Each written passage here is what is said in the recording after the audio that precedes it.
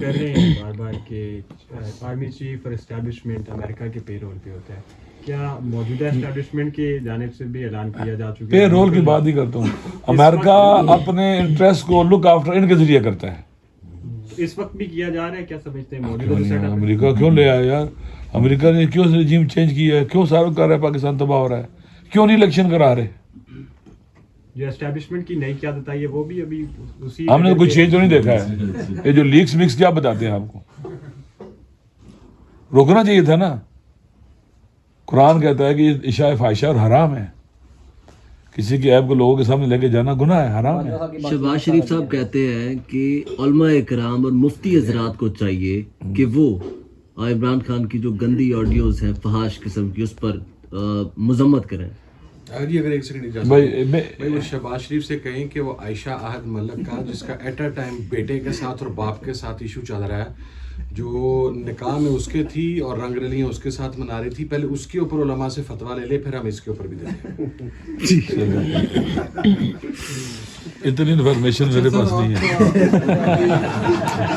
سر آپ کا کیا فتویٰ جو ابھی آپ نے بات بتائی؟ اس پہ کیا فتویٰ دینا کو بندہ لکھ کے فتویٰ نہیں ہے جو اللہ نے. دیکھو اسلام کے احکام واضح ہیں.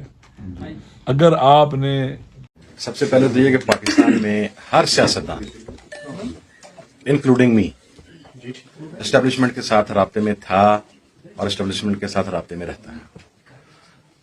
جو کہتا ہے کہ میں نہیں رہتا اس سے بڑا جھوٹا کوئی نہیں. وہ پاکستان کی پالیٹکس میں ہی نہیں ہے. یہ آپ کے بڑے بڑے صحافی جو آج کل جنہیں پی ڈی ایم کی محبت جاگی ہوئی ہے، سلیم صافی صاحب اور حامد میر صاحب اور اس قسم کے لوگ جن کے بارے میں ایک جنرل پرسپشن ہے کہ یہ اینٹی اسٹیبلشمنٹ ہے، میں نے انہیں ہر تیسرے دن جا کے تو وہاں سے بریفنگ لے کے تو پھر اینٹی اسٹیبلشمنٹ موقف دیتے ہوئے دیکھا. شاید وہاں سے کہا جاتا ہے کہ آپ بولیں ہمارے خلاف، پتہ لگے گا آپ کے ساتھ کون کون ہے، ہم لوگ آئیڈینٹیفائی کر لیں. پاکستان کے اندر پولیٹیشینز جو ہیں وہ اسٹیبلشمنٹ کے ساتھ رابطے میں ہوتے ہیں. ٹوٹتا کہاں پر؟ مین مسئلہ ہے کہ ٹوٹتا کہاں پر ہے. اس کی 2-3 وجوہات ہوتی ہیں. جس بندے کی فائل نہ ہو وہ کسی بات پر سٹینڈ لے لے تو رابطہ ٹوٹ جاتا ہے. میری فائل نہیں تھی. یہ ایک ایکچوئل ریالٹی ہے. میں بڑا اوپنلی برملا کہتا ہوں. ایک آپ کی کرپشن کی فائل، ایک آپ کی ویمنائزنگ کی فائل اور ایک آپ کی ڈرنکنگ کی فائل، یہ تیار کی جاتی ہے. اور پھر جب آپ کو بات کرنا چاہتے ہیں تو وہ آپ کے آگے رکھ دی جاتی ہے کہ نہیں جی آپ نے یہ کرنا، آپ نے وہ کرنا. اب وہ ان کی بدقسمتی، میری خوش قسمتی کہ میری ان تینوں میں سے کوئی نہیں ہے. نہ میرے والد کی تھی. میری بات چل گئی اور وہ تعلقات ٹوٹ گئے. لیکن جہاں تک بتلانے کا ہے، میں برملا اس بات کا اظہار کر رہا ہوں کہ پاکستان کی اسٹیبلشمنٹ آج بھی ایک بڑی تعداد میں یہ کہتی ہے کہ رانا ثناء اللہ قاتل ہے. محمود خان اچکزئی نے، میں آپ کو اگلی بات بتا دیتا ہوں کہ پتہ نہیں اس تقریر کے اوپر اتنا واویلا کیوں مچا. حالانکہ میں نے تو پرنسپل تقریر کی تھی کہ جو پاکستان کے اسٹیک ہولڈرز ہیں کم از کم ان کے بچے تو پاکستان نیشنل ہونے چاہیے، یا ہمارے ہاں کوئی ایسی لیجسلیشن ہونی چاہیے کہ ان اسٹیک ہولڈرز کی پراپرٹیز پاکستان سے باہر نہ جا سکیں. اس کے اوپر واویلا مچ گیا. میں تو بتایا کچھ نہیں ہے. اب یقین کریں میں نے 2% بھی نہیں بتایا. ایک بات کہی ہے کہ رانا ثناء اللہ قاتل ہے، تو یس رانا ثناء اللہ قاتل ہے. اس کا کیا پاکستان عوامی تحریک کو نہیں پتا؟ ہمیں نہیں پتا؟ کیا انہوں نے نہیں بتایا؟ بتایا. اب وہ جس طریقے سے اسے سلوٹ مار لیتے ہیں، ان کی مجبوری ہے یا ضمیر گیا ہوا ہے سر و سیاحت پہ، تو میں کچھ کہہ نہیں سکتا. لیکن اسی طرح میں ہوں. میرے اینٹائی اس وقت اگر رانا ثناء اللہ ان کے ساتھ چل رہا ہے یا پی ایم ایل این یا پی ڈی ایم چل رہی ہے تو یقیناً میرے حوالے سے رپورٹیں انہیں دیتے ہوں گے. میں آپ کو ایک واقعہ اور کوٹ کر دیتا ہوں کہ سانیہ کوئٹہ ہوا، وہاں پر ہمارے اسکاؤٹس تھے 19 یا 21، اب مجھے ایگزیکٹ تعداد ان کی یاد نہیں ہے. جب ان کی شہادت ہوئی میں نے وہ ڈاکومنٹس دیکھے جس کے اندر یہ بتایا گیا کہ محمود خان اچکزئی کے جو لوگ ہیں انہوں نے فیسیلیٹیٹ کیا افغان انٹیلیجنس کو اور را کو. ان کو پیسے دیے گئے اور نتیجہ کیا ہوا کہ ہمارے وہاں پر جو ہماری ٹریننگ کے اوپر جوان تھے وہ 19 یا 21 ایگزیکٹ مجھے تعداد نہیں، وہ شہید ہو گئے. اچھا اب وہ فائل ہم تک کیسے پہنچ جاتی ہے؟ ہمیں کہتے ہیں یا ہمیں کہا جاتا ہے یا محمود خان اچکزئی کو کہا جاتا ہے یا نواز شریف کو یا کسی کو بھی، آپ بولیں میرا سمپل سوال یہ ہے کہ جب آپ کو پتہ ہے کہ ایک آدمی وہ 20-25 سیکیورٹی کے جوانوں کی شہادت کا اسٹریٹ اوے رسپانسبل ہے, تو آپ خود اسے کیوں نہیں آنی ہاتھوں سے نپٹتے ہیں؟ یہ فضل الرحمان خلیل صاحب جو ہیں, ان کے بارے میں ایک رپورٹ ڈان اخبار میں چھپی, ایسے ہی کی کانفیڈینشیل رپورٹ ڈان کے پاس نہیں جا سکتی, اتنا تو آپ بھی سارے سمجھتے ہیں.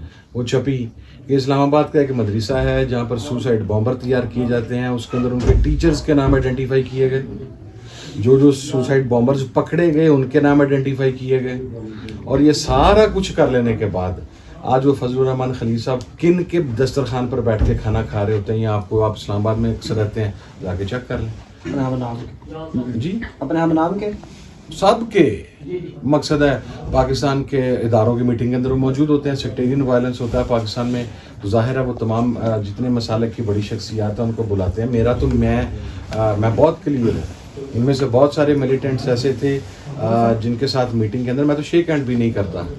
تو یہ ساری سچویشنز جو ہیں اس کے اندر میرا خیال ہے کہ اس سائڈ پر نہیں لے جانا چاہیے, یا وہاں تک نہیں لے جانا چاہیے کہ چیزیں اتنی کھل جائیں کہ پھر آگے ہمارے لیے مصیبت بنائی ہوئی ہے, سارا کچھ بنایا, لیکن ہم کھڑے بات کر رہے ہیں. اچھا, کل آپ ایک شادی کے اندر شرکت کی ہے آپ نے, اور بڑا ظاہر ہے ایک بڑا تعلق ہے اس کا موجودہ صورتحال سے بھی.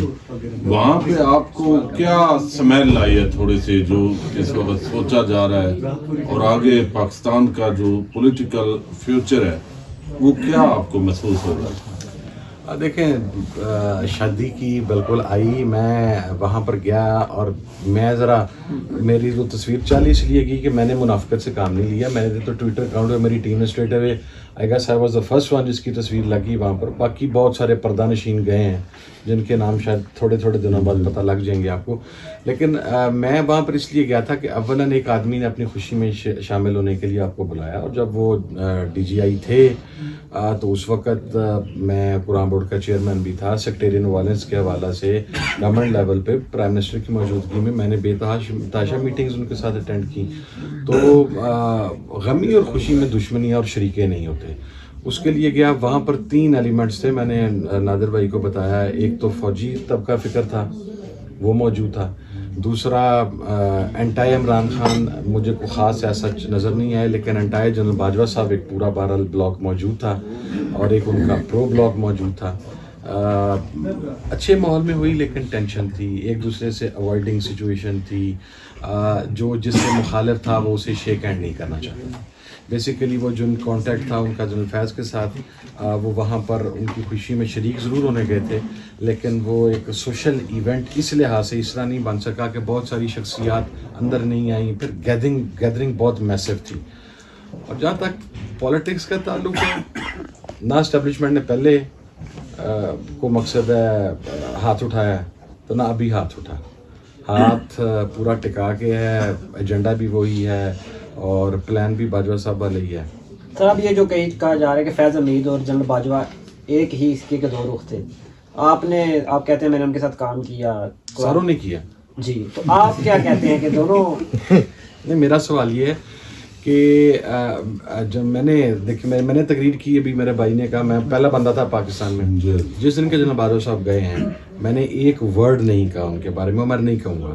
میرا دشمنی کا طریقہ اگر بڑا اسپیسیفک ہے, میں مخالفت میں جو دشمنی میں اگلا بندہ جب اقتدار میں بیٹھا ہے تو اس کی مخالفت کا کرنے کا چس آتا ہے. جب اگلا اتر گیا اور آپ اسے کمزور سمجھ کے وار کرنا شروع کر دیں, میں ویسا نہیں کرتا. یہ جن لوگوں کو اب پتہ لگا ہے کہ باجوہ صاحب یا فیض صاحب ایک پیج پر تھے یا ہیں, یہ انہیں باجوہ صاحب کی موجودگی میں یا فیض صاحب کے ریٹائرمنٹ سے پہلے کیوں نہیں پتہ لگا. یہ جو باجوہ فیض مخالفت تھی اس کو سب سے زیادہ اٹھایا بھی انہوں نے ہی تھا, جو آج یہ کہہ رہے ہیں کہ جناب یہ دونوں سیم پیج پر تھے. ان کو پوچھنا یہ چاہیے کہ آپ نے 6 مہینے پوری قوم کو ہیجان میں مبتلا کر دیا کہ وہ جناب وہ اس نے اس کی ٹانگ کھینچ لی, اس نے اس کی ٹانگ کھینچ لی, فیض یہ نہیں چاہ رہا, جناب باجوہ یہ نہیں چاہ رہا, یہ ہے وہ. اور جب آج وہ دونوں ریٹائر ہو گئے ہیں تو آج آپ کو یاد آ گیا یہ آپ شاید کسی اور کی خوشنودی کے لیے یا آپ اپنی جان بچانے کے لیے یہاں پر آنا چاہتے ہیں. اور میں ایک اور بات عرض کر دوں سر, وہ شادی میں شاید بہت سارے لوگ اس لیے بھی گئے تھے کہ جن کی بات فیض صاحب سے نہیں بنتی ان کو بتانے کے لیے بھی جناب اسی تہاڈے خلاف کھڑے ہیں. وہ حب فیض نہیں بھی تھا تو بہرحال وہ بغض کسی اور کا ضرور تھا.